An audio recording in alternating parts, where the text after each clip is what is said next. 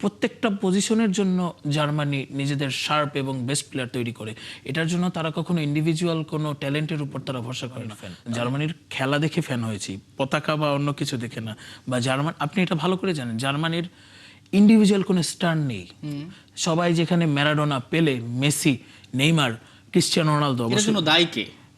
মানে কেন কেন সেটা তৈরি হচ্ছে না? আচ্ছা, সে কি ক্লাব ফুটবলটা একটা বড় ব্যাপার?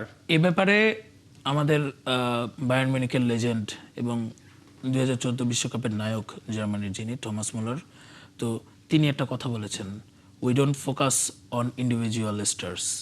আমরা কখনো ইন্ডিভিজুয়াল খেলোয়াড়দের প্রতি আমাদের কোনো আকর্ষণ নেই। তো আমরা মেসি, রোনালদোকে বানাই সব পজিশনের জন্য। এটাই হলো আমাদের অ্যান্সার। এবং আপনি একটা জিনিস চিন্তা করেন, 2014 ওয়ার্ল্ড কাপে যদিও বিশ্বকাপের নায়ক বলা হচ্ছে টমাস মুলারকে, আপনি Mesut Ozil, Toni Kroos, Schweinsteiger, Sami Khedira এবং ম্যানুয়েল নয়্যারের অবদানকেও কিন্তু আপনি ছোট করে দেখতে পারবেন না। শোয়েনস্টেইগারেরও অনেক বড় অবদান আছে, অ্যান্ড্রে শুরলে, যিনি এখন যদিও ফুটবল খেলছেন না, তারও অনেক বড় অবদান আছে। তো প্রত্যেকটা পজিশনের জন্য জার্মানি নিজেদের শার্প এবং বেস্ট প্লেয়ার তৈরি করে।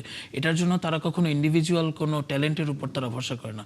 তাদের একটাই খেলা, কম্বিনেশন এবং কম্বিনেটেড ওয়ার্ক, যেটার উপর জার্মান ডিসিপ্লিনটা অ্যাকচুয়ালি বেস করা।